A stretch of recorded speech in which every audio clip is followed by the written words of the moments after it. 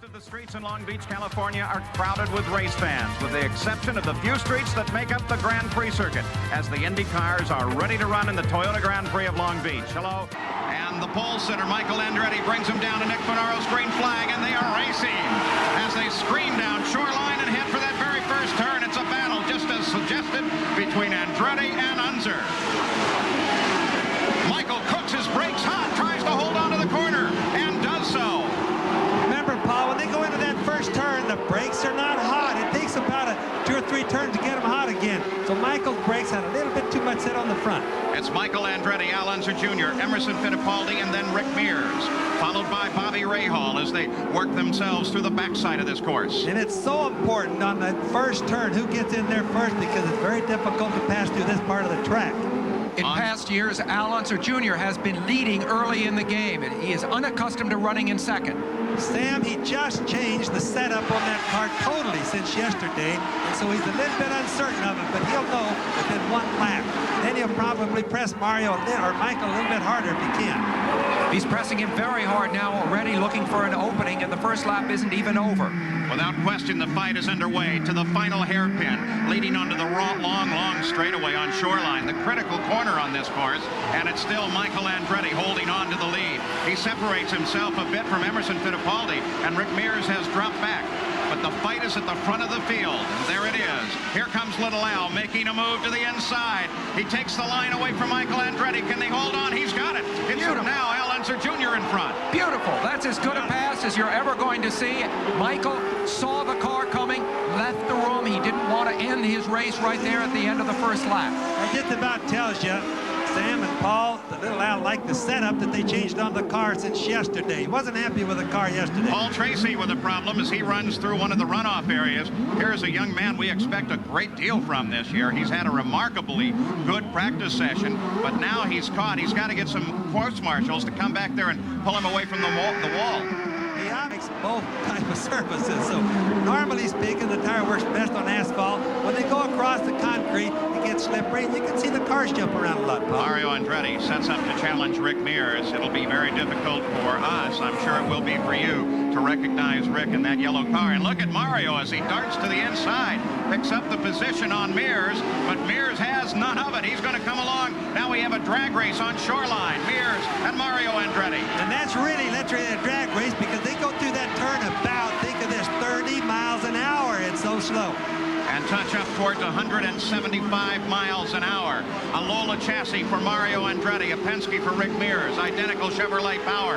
And for the moment, it goes to Mario. And you saw Mario pull right over and block Rick for a pass. Now that's good defensive driving. He did it early enough where it isn't considered like chopping him off or anything. I want to point out, too, though, as we watch this battle, that blue car, the gray and blue car, that's Scott Goodyear with Judd Power this year, and he's staying right there in the fight. He is really looking terrific. Just behind him is John Andretti. Battle at the front of the field remains one of Unser and Andretti, Little Al and Michael.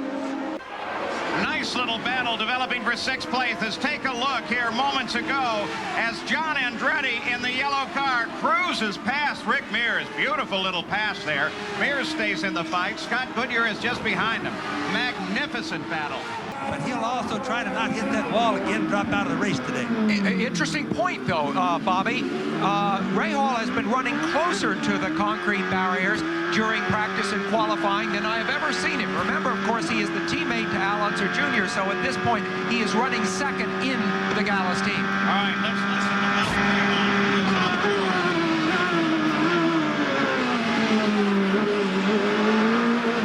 to We listen to Bobby Rahal as he works his way through the gears on this circuit.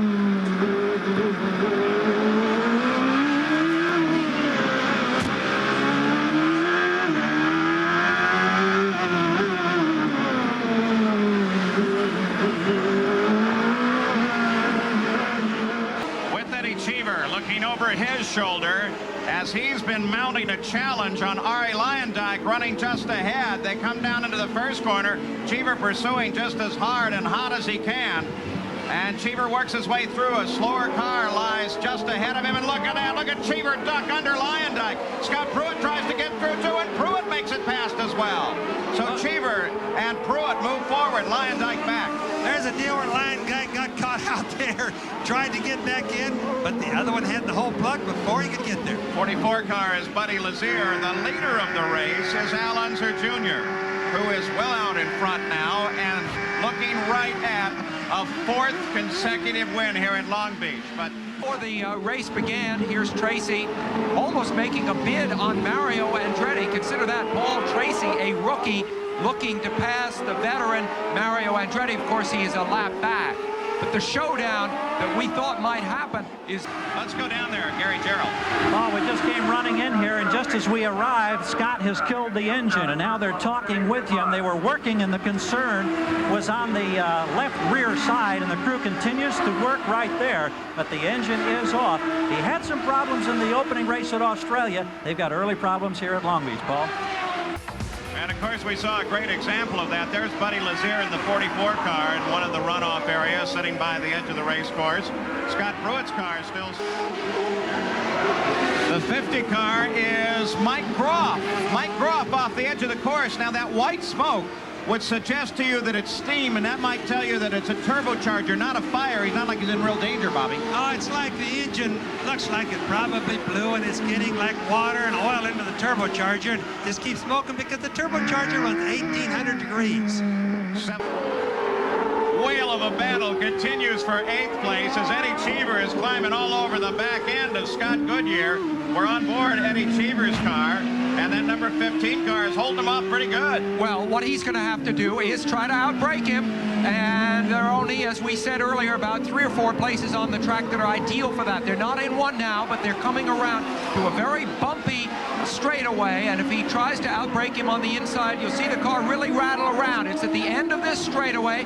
There's Cheever behind Goodyear. You see him pull out. Up, moves to the inside, tries to get the line away. They're both hard on the brakes, and Cheever takes the line, holds him off, and grabs the position. Well, you say one thing he knew, he could count on Goodyear. Goodyear's maturity. He's a young man, just 31 years old, but he is a mature racing driver who wouldn't jeopardize both of them by pulling across in front of Cheever. And it's making a gesture. They've been waiting for him for the last several laps. Mark Dismore, no longer under full power on Shoreline. He'll try to lift that car back to the pits if he can. They pushed Paul Tracy's car past just a few moments ago. It was also not under power. So 2 more casualties of this race, as now in the pits themselves, Unser Jr.'s crew is already over the wall. John Andretti's crew is over the wall. To fuel, so the driver will always get new tires. It makes it handle them better. Leader of the race, Rahal Unser Jr. is in. Here's Gary. We're watching an award-winning pit stop team in action. The Gallus Craco crew servicing Rahal Unser Jr. They've changed the tires. They're waiting for the fuel. They're down off the jacks. This is an excellent stop. 16.2 seconds cleanly away, the leader of the race. But of course, his lead was only 9 seconds. 16 seconds. Michael is out and away and under power. Now Mario Andretti rolls away as well. You also saw Ted Prappas in the 31 car make his stop. But as Michael Andretti comes out, you see on the course the closing of Emerson Fittipaldi, who comes screaming down alongside. And Michael Andretti now has to hold off what is a challenge for position.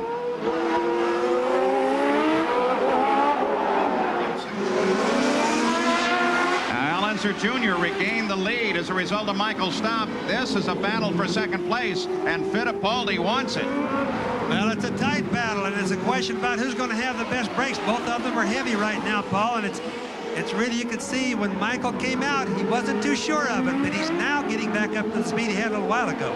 But look at Fittipaldi. Boy, he is all over the top. Lola chassis for Michael, Penske chassis for Fittipaldi. And just remember, the changes that they make during their pit stops change the personality of the cars and how they handle. Does the driver like it better, or does he like it less? Well, but whatever, he has to adjust to it right away, and when you have to make that adjustment with the pressure of another top driver right on your tail, that makes driving very hard. But be able to pace themselves to that car ahead. Ari Luyendyk in that bright red car, number 9, right there, living now in Scottsdale, Arizona, owns an art gallery featuring sports art. He spends his day, half of it at the art gallery, half of it at the race shop. I talked to him the other day. He's rail thin. I think he has the body weight of a marathoner. And he said he can't put on any weight. He works out all the time, but he just can't gain any weight. He's in incredibly good shape. That car, Arie Luyendyk's is Vince Granatelli's car, and Morris Nunn, a guy that we watched take so much success with the Pat Patrick team, the engineer. Morris Nunn on that car right there now. Of course, that's Vince Granatelli and Bob Tezak are together on that machine. And Luyendyk, you know, if he's at the art gallery half of the day and at the shop the other half of the day with his evenings, did you know, Sam, that he collects Ferrari models? Apparently has an incredible collection of them. In fact, he was bragging about it. Right now, he's going to try to brag a little bit on the back of Scott Brayton, but he doesn't get it done.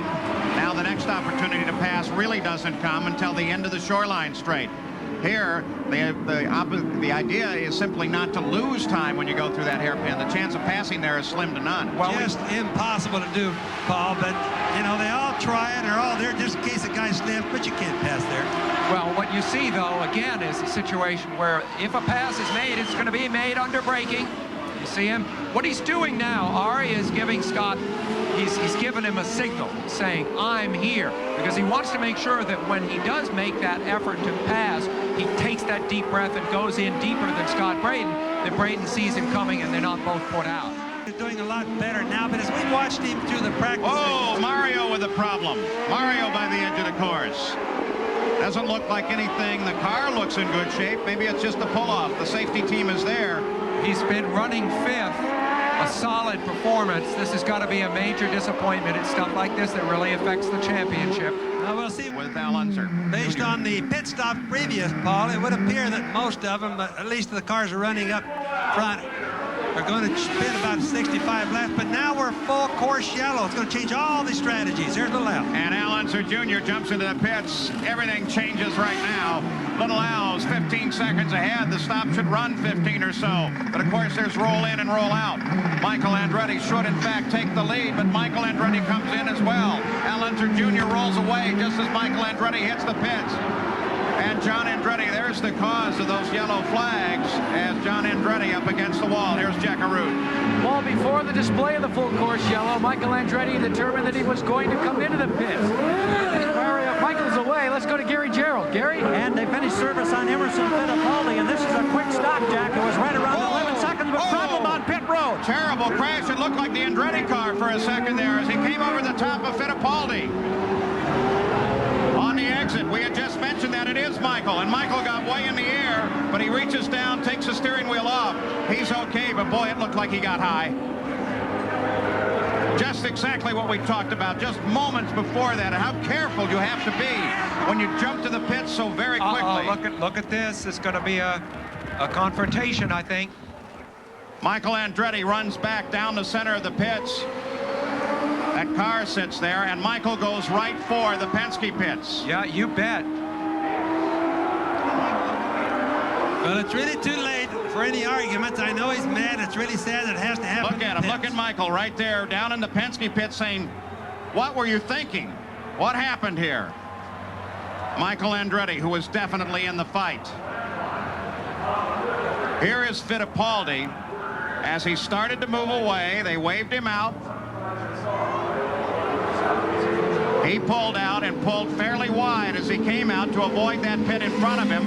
And there came Michael with no place to go, hit the brakes. Fittipaldi didn't have much choice, though. Well, there wasn't any choice. That was, in a way, an unavoidable accident. It's a serious accident. It almost got Michael on his head, but what would Fittipaldi do? He just gave everybody else enough room. He came out. Unfortunately, he squeezed Michael in, but it was not an intentional thing.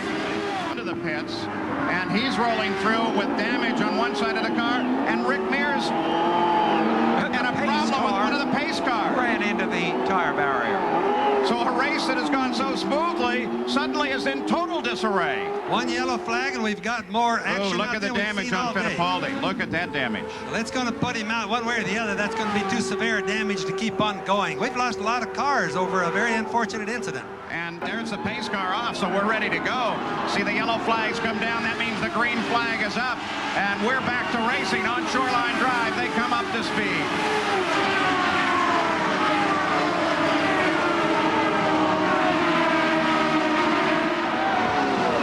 Little Al, take a look back. Yellow and blue car. That's Bobby Rahal, runs in second place. Gaggle of cars running just ahead that they have to separate up. Rahal really doesn't want to get caught in that traffic like that. Little Al has a clean place to run now. No traffic right in front of him. It's really hurting Bobby. He may not want to, but he's right there and having to fight with him if he's going to move up. There is there's Luyendyk. Rahal runs to the inside of Cheever. Now he has only to handle Luyendyk in the number 9 car. Well, little Al thinks to himself, in a sense, he gave up his big lead. On the other hand, the incident took out his toughest opposition in Michael Andretti. Oh, I don't know. I think his own teammate, Bobby Rahal, can be plenty tough, though not necessarily so here at Long Beach. Now Rahal. Yeah, and I doubt if little Al... Oh, 2 cars together. It looks like the 22 car of Scott Brayton and Scott Goodyear. The Scots together in the turn. Oh, boy. The corner workers might be able to push them both back and get them going. I don't know. We may see another big yellow flag. Yeah, see Scott Brayton. He's signaling. He says, get us out of here. Get us a tow. Look at that. Look at that. There's no lane there. So, boy, I hope everybody there should be waving yellows 2 or 3 turns ahead of this, telling them to slow down and look out for this.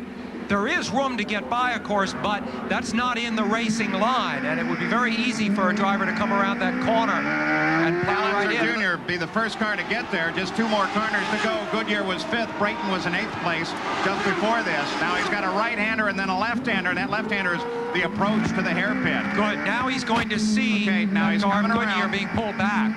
All right, here is little Al as he comes to the hairpin. Yeah, look how careful. But good work by the course workers. That was quick, and they also did exactly the right thing, which is as important as acting fast. Excellent job by those course workers and the officials there. They are really good course workers, both here and all through the season. Here's what happened. And see, Brayton was just caught outside of another car.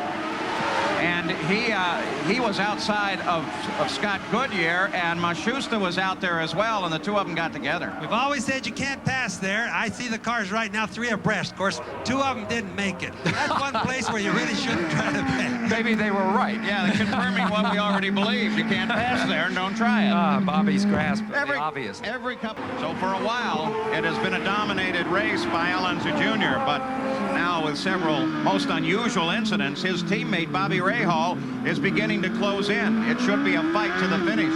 We'll be back with more of the Toyota Grand Prix of Long Beach right after this.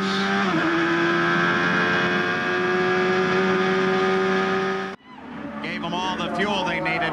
Here comes Unser Jr. off the corner. Rahal closes in just a little bit more. As the white flag signifying 1 more lap to go. Comes out for Unser Jr. He's looking at 4 in a row at Long Beach. When has it been done before in the kart Indy cars? Simple answer, never. I've never seen this happen. Of course, he hasn't come around the last lap. Rahal's still hoping something's going to happen. Little Al being as careful as he can possibly be. It's a time that can drive a race car and a race car driver's wife crazy as Shelley continues to listen to the radio transmissions. But little Al is listening to that race car. It's been strong all day, but he knows, as do we all, that anything could go wrong at any time, and it wouldn't take very much to stop the onward momentum of this machine. Lady Luck's been good to him, because just compare that with Michael Andretti, who didn't get the good luck today. Debbie Rahal, she watches Bobby Rahal running in 2nd place.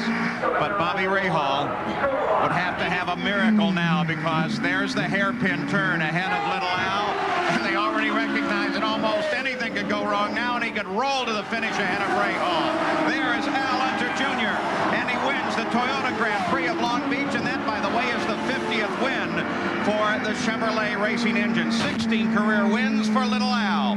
He picks up 4 straight Toyota Grand Prix in a row. Rick Mears, in his continuing battle, comes to the line, but Cheever is able to hold him off. So it's Unser Jr., followed by Bobby Rahal, then unofficially Eddie Cheever, Rick Mears, Luyendyk, Ted Prappis, Scott Goodyear, Scott Brayton, Jeff Andretti in 9th place, and Didier Tays comes home in 10th. A remarkable day.